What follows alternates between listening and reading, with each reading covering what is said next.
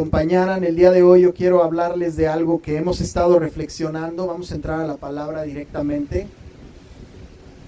Y hemos estado reflexionando en la sabiduría para la vida. Si recuerdan, hace 2 domingos, así se titulaba el mensaje, Sabiduría para la vida.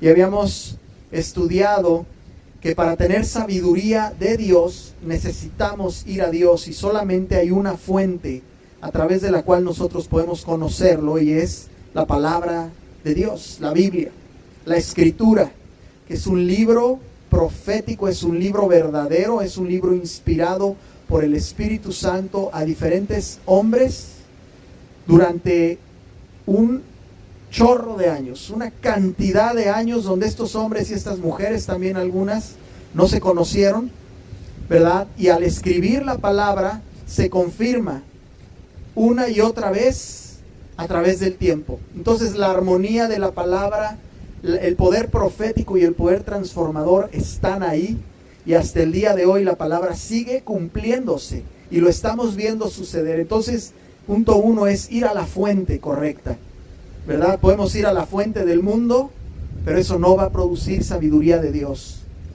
¿sí? El segundo era ser llenos del Espíritu Santo para encontrar guianza, y que esa palabra en nosotros nos conduzca a través del Espíritu Santo a toda verdad y a toda justicia. El tercero fue tener consejo, rendir cuentas, ¿verdad? Tener a alguien a quien rendir cuentas, tener un consejo conforme a Dios, a la verdad, ¿sí? Estar bajo autoridad es importante. Y el tercero, más importante, era, después de todo esto, es ejercitar todo lo que Dios nos enseña y nos indica, y ser testimonio de palabra y de obra. Así que yo quiero llevarte a la continuación de esto. Todo esto que estamos hablando es el poder de Cristo, es el poder en acción de lo que Cristo vino y nos dejó como una herencia. Y yo te quiero llevar a 1 Corintios 1, 18 al 31. 1 Corintios 1, 18 al 31. Si vamos a leerlo, lo voy a leer completo primero y después vamos a ir a ver algunos detalles. Y dice el versículo 18: porque la palabra de la cruz es locura a los que se pierden, pero los que se salvan, esto es a nosotros, es poder de Dios. Pues está escrito: destruiré la sabiduría de los sabios y desecharé el entendimiento de los entendidos. ¿Dónde está el sabio? ¿Dónde está el escriba? ¿Dónde está el disputador de este siglo? ¿No ha enloquecido Dios la sabiduría del mundo?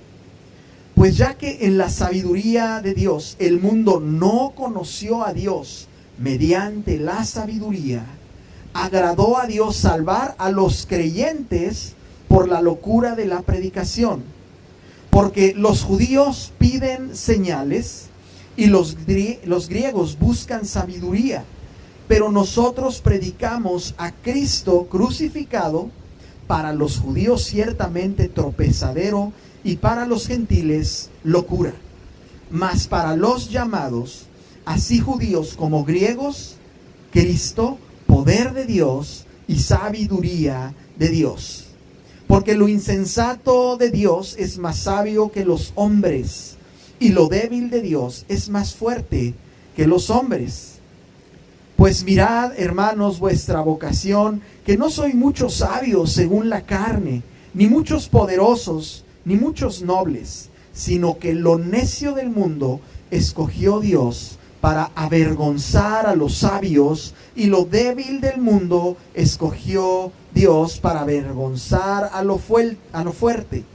Y lo vil del mundo y lo menospreciado escogió Dios, y lo que no es, para deshacer lo que es, a fin que nadie se jacte en su presencia. Mas por él estáis vosotros en Cristo Jesús, el cual nos ha sido hecho por Dios sabiduría, justificación, santificación y redención, para que, como está escrito, el que se gloríe, gloríese en el Señor. Déjame decirte algo. Esta palabra es de las palabras que para mí personalmente es de las palabras más poderosas que hay en la Escritura. Toda la palabra es poderosa, pero para mí esta palabra es reveladora. Déjame te platico esto. El apóstol Pablo escribió esta carta a los Corintios. Y te pongo un poquito de contexto histórico. Pablo estaba levantando iglesias en diferentes lugares. Y él había ido alrededor del año 50 51 después de Cristo. Durante su segundo viaje misionero, fue y se quedó 18 meses en Corinto. Se quedó 18 meses ahí. Corinto era una ciudad griega que tenía, primero que nada, un gran poder comercial. Era una ciudad poderosa en comercio. ¿Sí? La gente que quería, es como la gente que quería ir de shopping, bueno, iba a Corinto. ¿Sí? Y era una ciudad muy importante, pero también era muy importante, conocida por las cosas que sucedían ahí. Era una ciudad con mucha corrupción, era una ciudad con mucha prostitución, era una ciudad idólatra, tenía la gente una filosofía divisiva. Estaban siempre divididos, había contienda, ¿sí? Había un espíritu de polémica, donde todo se cuestionaba, todo era refutable, cada quien creía en su propia verdad. Y también eran conocidos por esta promiscuidad sexual y por los excesos carnales, la glotonería, ¿verdad? Las orgías, ¿verdad? El amor al dinero, el amor a la avaricia, la ociosidad. Y déjame decirte, la deidad griega ahí en Corinto era la diosa Venus, que era la diosa de los amores licenciosos. Esto es el amor como sea y como quieras. El amor erótico, el amor del sentimiento y del erotismo. Eso era la diosa de Corinto. Entonces quiero poner en contexto dentro de dónde vivía esta iglesia a la cual Pablo le escribe esta carta. Y esta diosa griega tenía en su templo eventos terribles, ¿sí? De lo peor que te puedas imaginar se practicaba en ese templo. Sí, no voy a ir a los detalles, pero tú te puedes imaginar por lo que te acabo de decir. Así que este espíritu de esta ciudad, esa potestad de los aires, estaba contristando al Espíritu de Dios en esa iglesia de Corinto. Y Pablo recibe un reporte y le dicen, ¿sabes qué? Corinto está agarrando monte, como dicen. Corinto está perdiendo el enfoque. Esta obra que se levantó, que estaba encendida del Espíritu de Dios, está empezando a distraerse. Opinan de todo, cuestionan todo, se deslizan en sus prácticas paganas, están dando concesiones y se están desviando de Cristo. Ese es el contexto. Ese es el contexto en el cual estaba la iglesia de Corinto. Así que imagínate lo que sentía Pablo. Y este es el contexto en el cual estamos viviendo nosotros el día de hoy. Estamos viviendo en un contexto muy parecido, en un mundo que cuestiona todo, que todo es polémica y nada más hay que ver cómo está el tema político en la nación, ¿verdad? Estamos viendo todos los temas los temas de la carne cada vez más, donde lo que pida la gente hay que dárselo, ¿verdad? Y vemos gobiernos que promueven eso, que lo que quiera el pueblo, dale. Si el pueblo quiere pan y circo, denle pan y circo al pueblo.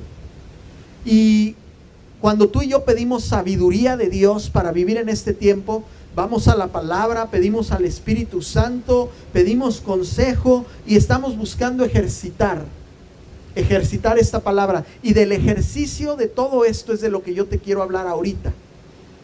Ahí en el versículo 18 dice que la palabra de la cruz es locura a los que se pierden. Para los corintios, como hoy en día, cuando tú predicas la palabra, para las personas que tienen tal vez estudios, dice, fíjate, dice que era una locura para los que se pierden, ¿sí? Pero para nosotros es poder de Dios. Versículo 19 dice: destruiré la sabiduría de los sabios y desecharé el entendimiento de los entendidos. Todas las filosofías humanas han tendido a una decadencia, ¿verdad? Todas las filosofías humanas llegan a un punto donde se topan con situaciones donde necesitan límite para poder funcionar correctamente. Lo contrario, esas filosofías se convierten en excesos, y esa es la naturaleza del hombre. Entonces ahí en el versículo 20 Pablo dice: oye, ¿dónde está el sabio? ¿Dónde está el escriba? ¿Sí? ¿Dónde están estos sabios, estas personas que cuestionan todo? Esta persona que cuestionan todo. Y yo ahí en el versículo 21 tengo una referencia que apunté el día de hoy mientras lo estudiaba, y me fui a Romanos 1, 20 al 24. Fíjate lo que dice Romanos 1 del 20 al 24. ¿Sí? Dice: ¿dónde están estos sabios? ¿Dónde están estos disputadores? Dice: ¿no ha enloquecido Dios la sabiduría? Sigo en 1 Corintios. Dice: pues ya que la sabiduría de Dios, el mundo no conoció a Dios mediante la sabiduría.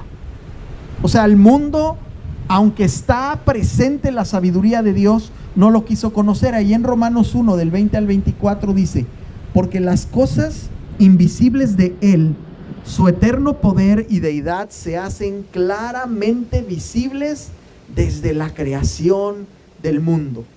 O sea, el milagro de la vida es evidente. Ayer mi esposa y yo platicábamos de que estaba bien rico el clima, y cómo por una inclinación del ángulo de la Tierra, aquí podemos tener este clima, y en Sapporo, Japón, pueden tener un clima mucho más frío, y en Alaska y en Canadá otro tipo de clima, y en Ecuador otro clima, ¿verdad? Y en Ciudad de Fuego, en el otro polo sur, otro clima. Pero todos podemos vivir de alguna manera en este clima. Bastase que se alejara un poquito, que se moviera un poquito más ese ángulo y esa distancia perfecta que viene desde el sol, ese calor que viene hasta la tierra, para que tú y yo no pudiéramos vivir aquí. O sea, es un verdadero milagro que suceda así y que esté perfectamente calculado. Y eso es lo que dice aquí Romanos. Dice: las cosas invisibles de Él, lo que ni nos pasa por la cabeza, su poder eterno y su deidad, se hacen claramente visibles desde la creación del mundo, siendo entendidas por medio de las cosas hechas, de modo que no tienen excusa. Esta palabra es poderosísima, ¿sí?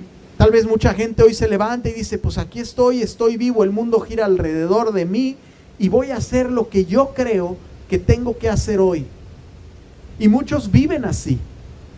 Ese es el entorno en el que vivimos. Hoy a nuestros hijos les están tratando de indoctrinar que el mundo gira alrededor de ellos, y que mientras ellos se sientan bien, siendo lo que ellos quieran ser, está bien. Que ellos pueden decir lo que quieran, mientras no lo digan en serio, mientras estén jugando, mientras no sea para intencionalmente agraviar a alguien. Y yo pregunto: ¿quién escudriña el corazón de los hombres y de las mujeres y de los niños? Entonces los niños creen pensando que pueden hacer lo que quieran, opinar lo que sea, y no sujetarse a las autoridades que Dios les ha dado en sus escuelas, en situaciones, en sus padres mismos. Y entonces esas son generaciones que van creciendo con esta filosofía. Ese es el corazón del mundo.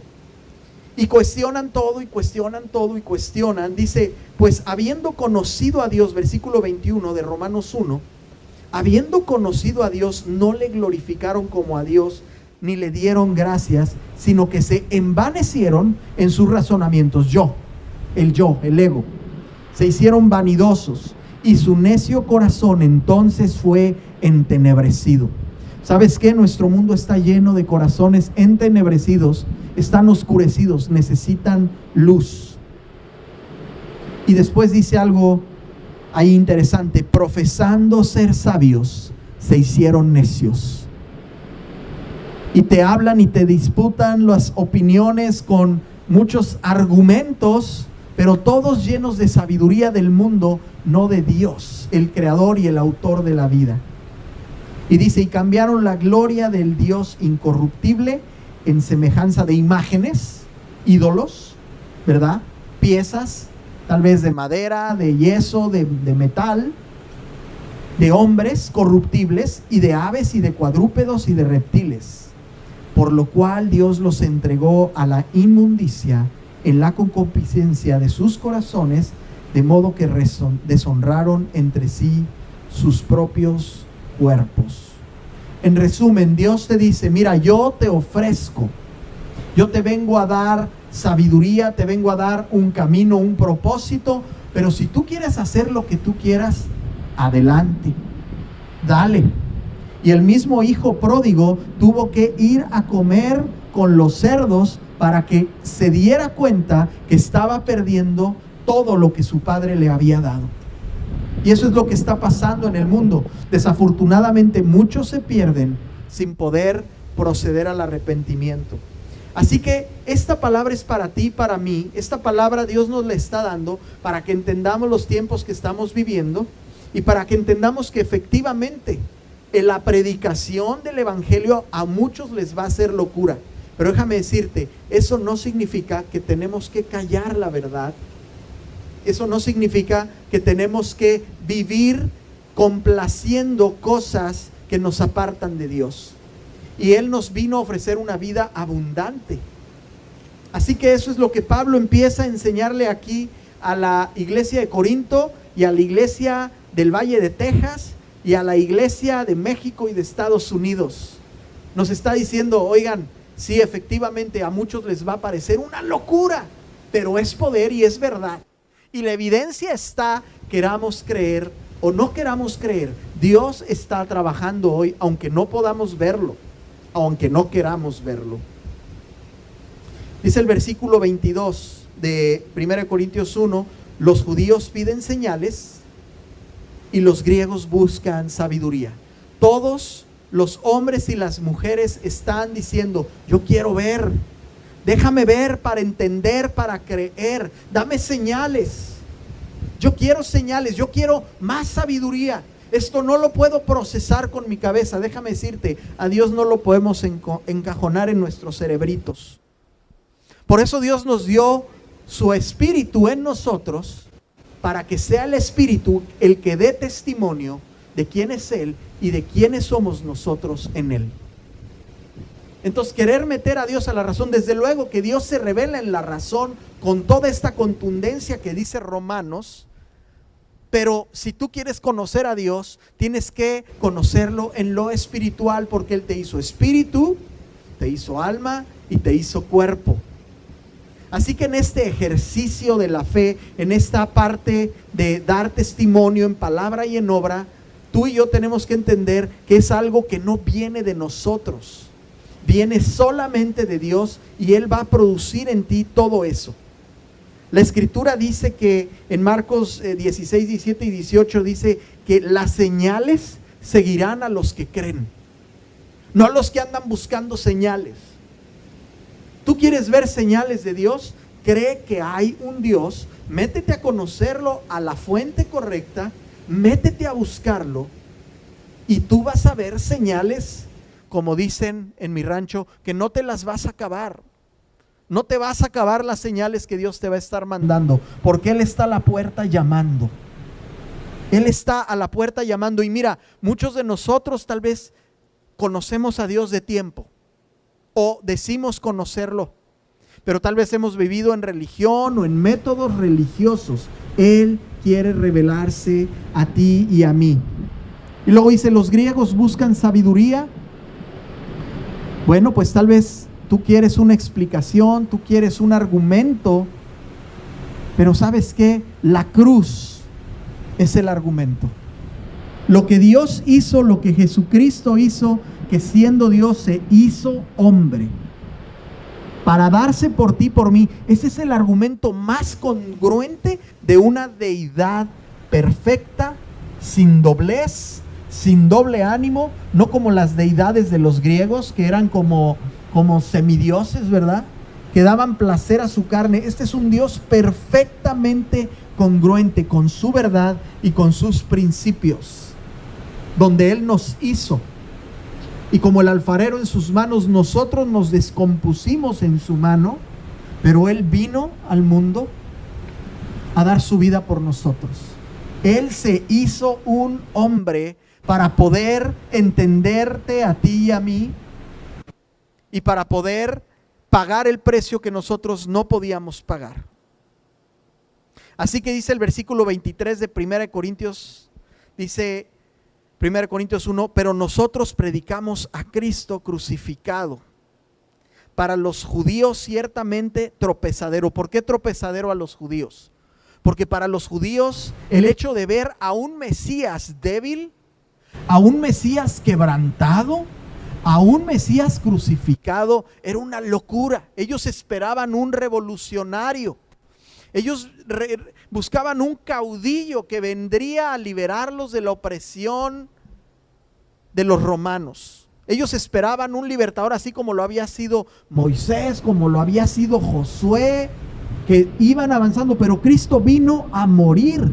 Y eso fue un tropezadero, dice. Un tropezadero. Sí, y entonces esta es una palabra que nos deja entender que para muchos Cristo no se puede explicar en el sentido común, si así le quieres llamar. Cristo no lo podemos explicar con el sentido común, porque Cristo no es común. Cristo es Dios. Y esa es la verdad que hoy yo quiero dejarte saber. Muchos dicen que Cristo fue un profeta, un excelente hombre, un hombre conectado con Dios. Muchos dicen, no, si era el Hijo de Dios, pero no es Dios. Déjame decirte, Cristo es Dios. Es la tercera persona de la Trinidad, a través de la cual Dios vino a entendernos a nosotros y a salvarnos a nosotros. Dice, y para los gentiles una locura, para los judíos tropezadero, para los gentiles una locura, mas para los llamados, y te invito a que subrayes, para los llamados, así judíos como griegos, o sea, o mexicanos, o norteamericanos, o centroamericanos, o europeos, o nórdicos, o sajones, o africanos, o los que tú quieras, cualquier raza, ¿sí? Cualquiera. Los llamados, sabiduría, dice Cristo, poder de Dios y sabiduría de Dios. Para todos nosotros, Cristo, poder de Dios y sabiduría de Dios. Esta es una palabra que es para hoy, es para ahora, y es para mañana, y es para todos los días. Dice para los llamados. ¿Qué significa los llamados? No dice para los obligados, para los forzados. No dice para los que les hicieron, como decimos allá en México, manita de cochinito, para obedecer. Dios vino a decirte, mira, yo soy el camino, yo soy la verdad, yo soy la vida, y nadie va a poder llegar al Padre si no es a través de mí. No lo vas a poder hacer a través de una profesión, no lo vas a poder hacer a través de una filosofía o de una religión o de un proyecto de vida. Tú no puedes llegar a Dios si no es a través de Cristo. No podemos llegar a Dios si no es a través de su Hijo amado. Porque lo insensato de Dios es más sabio que los hombres, y lo débil de Dios más fuerte que los hombres. Déjame te digo algo, para que tú y yo podamos recibir esta verdad de la cual estamos hablando hoy, tú y yo necesitamos humillar el corazón, humillar el ego y decirle, Señor, yo he querido creer en ti a mi manera, Es más, yo crecí en una cuna cristiana, si tú quieres, pero te he encajonado en un método. O puede ser el caso que diga, Señor, yo sé que tú existes, sé que estás ahí en algún parte en el universo, pero no te conozco. Como decía Job, de oídas te había oído. Sé que hay un Dios. Pero la pregunta es, ¿conocemos a Dios? Y Cristo te dice, yo soy el camino, yo soy la verdad y yo soy la vida. Esta es una palabra para los que decimos creer y para los que dicen no creer. Esta es una palabra para la persona más educada en la filosofía, en la teología, en la ciencia, o para la persona menos preparada. Fíjate lo que dice aquí, que lo dice en el versículo.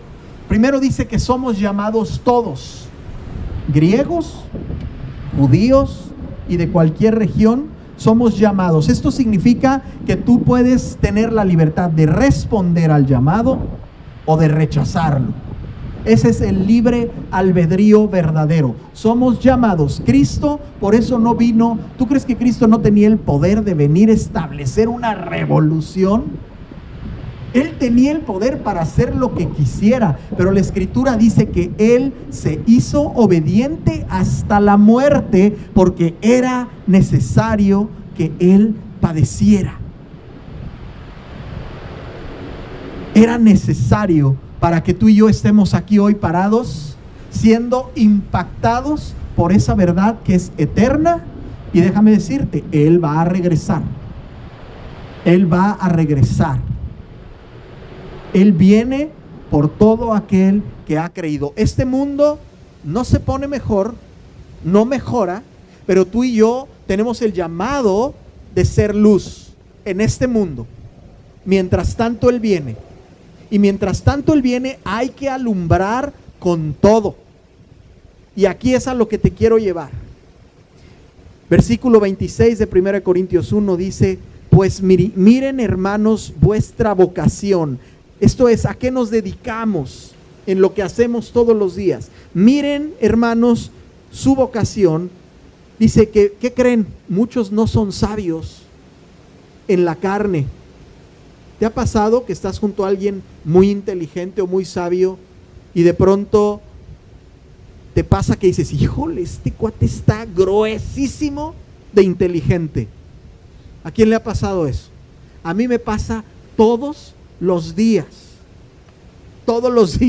porque yo trabajo con mucha gente que es sumamente brillante y digo, Señor, estoy con puro tigre, no de los de Monterrey, ¿verdad? Esos no.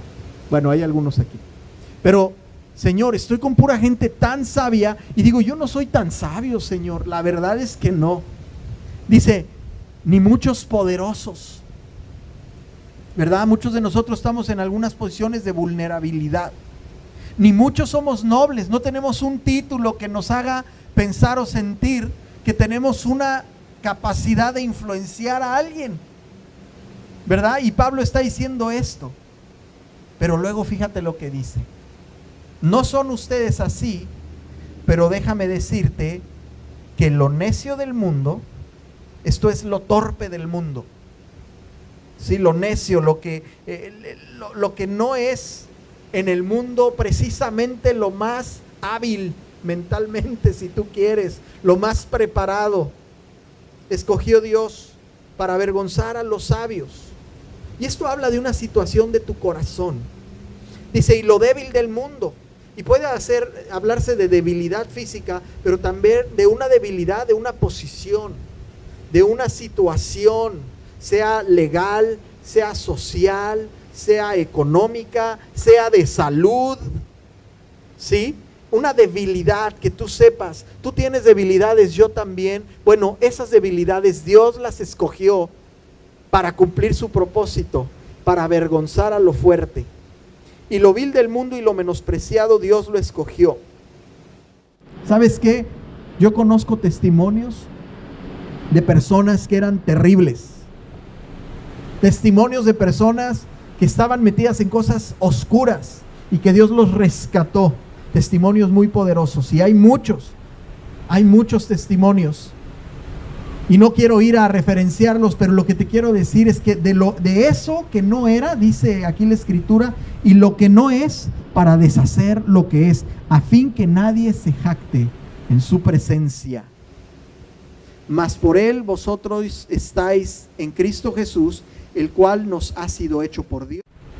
Y no quiero ir a referenciarlos, pero lo que te quiero decir es que de eso que no era, dice aquí la Escritura, y lo que no es, para deshacer lo que es, a fin que nadie se jacte en su presencia.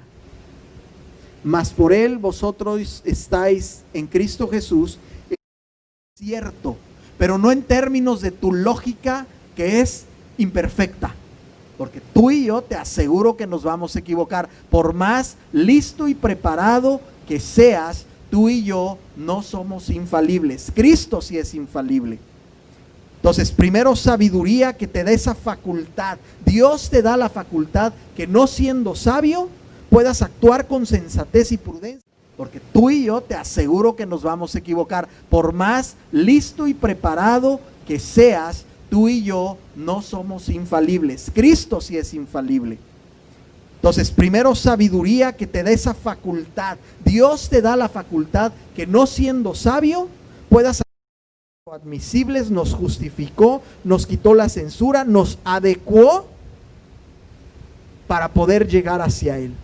Eso lo hizo solamente Él. Esto es Cristo, de nuevo. Sabiduría, justificación. Número 3. Dice aquí, santificación. Esto es limpio.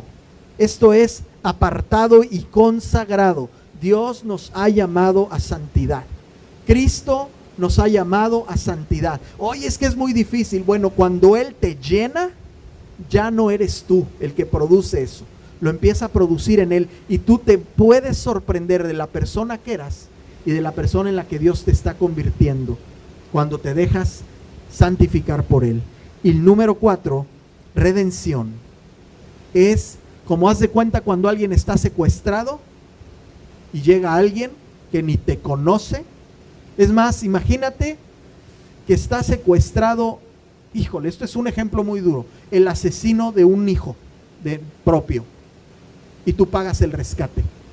Está preso el asesino de un hijo tuyo y tú pagas el rescate. Es una locura. Esa es la locura del evangelio y de la predicación. Eso es lo que hizo Dios. Eso es lo que hizo Dios. Tú y yo con nuestro pecado crucificamos a Cristo. Y Él vino y dijo, yo pago.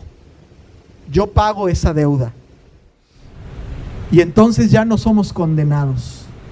Así que Dios te ha tomado, te ha limpiado, te ha capacitado, te ha presentado apto. Y déjame decirte lo más importante.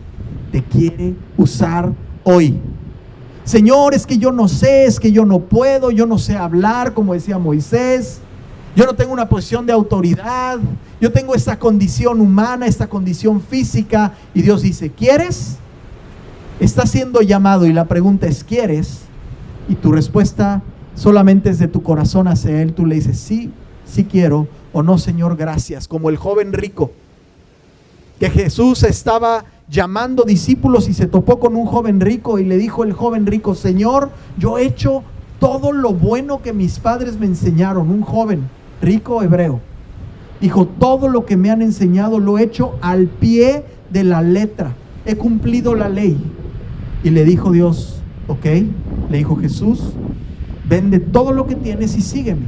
Porque Jesús escudriñó su corazón y sabía qué era lo que le pesaba a ese joven. ¿Sabes qué pasó con ese joven? Se entristeció y dijo, mejor me retiro. Así que él fue llamado, pero él no respondió al llamado. Ese es Cristo el día de hoy.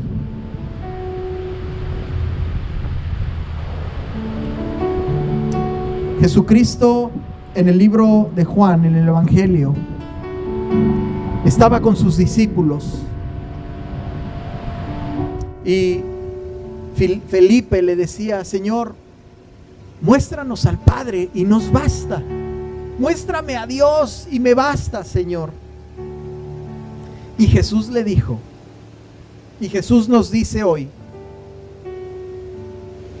tanto tiempo hace que estoy contigo y no me has conocido. Felipe, el que me ha visto a mí, le dice Jesús. Pon ahí tu nombre. El que me ha visto a mí, ha visto al Padre. ¿Cómo pues dices tú, muéstranos al Padre? Señor, yo te quiero conocer. Dice, oye, no me estás viendo.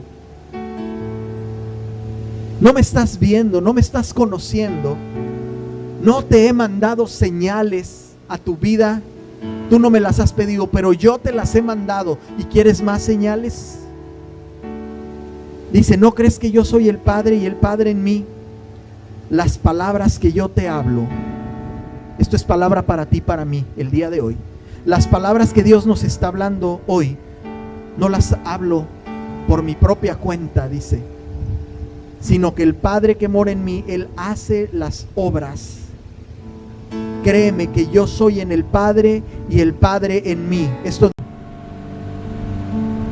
a lo insensato del mundo, a lo que no es sabio, a lo que no es fuerte, te estoy llamando. Así que este día esa es la palabra que el Señor nos está hablando. El Señor nos está retando no solamente a conocerlo más, a meternos con Él, sino Él quiere encender la luz en tu corazón y Él quiere usarte a ti. Oye, yo jamás pensé que Dios me fuera a usar. Dios te quiere usar para que hables esta locura. Y tal vez tú no te vas a parar en un púlpito, tal vez sí, pero tal vez tú vas a estar con tus familiares o con tus amigos a hablar lo que Dios quiere hablar, y el que convence es el Espíritu Santo. No son palabras persuasivas de humana sabiduría, dice la Escritura. Así que yo quiero orar para concluir. Y si Dios te está hablando hoy, si tú dices, Señor, te he resistido, te he encajonado, te quiero razonar, te quiero procesar, te quiero poner en una estructura que me acomode a mí, Señor. Si tú piensas que verdaderamente Dios te está hablando hoy, si el Espíritu Santo te está diciendo, escucha, yo te invito a que cierres tus ojos y vamos a decirle al Señor, Padre, gracias. Gracias, Padre, por haber escogido lo débil. Gracias, Señor, por haber escogido lo torpe, Señor. Gracias, Padre, por haber escogido lo vil, Señor. Por lo que no soy, Señor. Porque ahora me doy cuenta que ahora califico por no ser.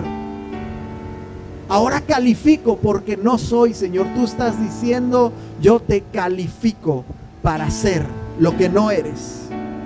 Señor, yo te doy gracias por cada corazón, por cada papá, por cada mamá, por cada esposo, por cada esposa, por cada hijo, por cada hija, por cada profesionista, por cada persona que hoy tiene un talento, Señor, y que lo ha usado tal vez para solamente sobrevivir en este mundo, Señor.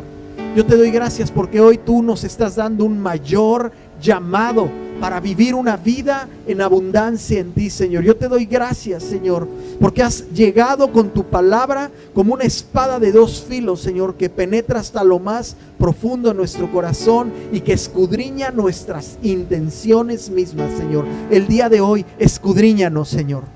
Con esta palabra, Señor, escudriñanos y revélate, Señor. Tú nos estás llamando. El día de hoy nosotros queremos decirte, sí, Señor, heme aquí, aquí estoy, yo me humillo, dile, Señor, me humillo a ti, Señor. Padre, me he querido levantar en mi entendimiento y en mi razón. Yo hoy te digo, Señor, me humillo, me pongo, Padre, a tus pies, Señor Jesús. Derriba los argumentos, rompe los velos el día de hoy, Padre, y lléname tú, Señor. No quiero nada que no venga de ti, Señor. Lléname tú, Señor. Arrojo mis coronas, mis credenciales delante de ti, Señor. Y te recibo el poder de salvación, el poder de la predicación, Señor, para hablar la verdad en donde tú me pongas. En el nombre de Jesús. Amén. Gloria a Dios. Gloria a Dios. Damos gracias a Dios por esta palabra. Es un reto diario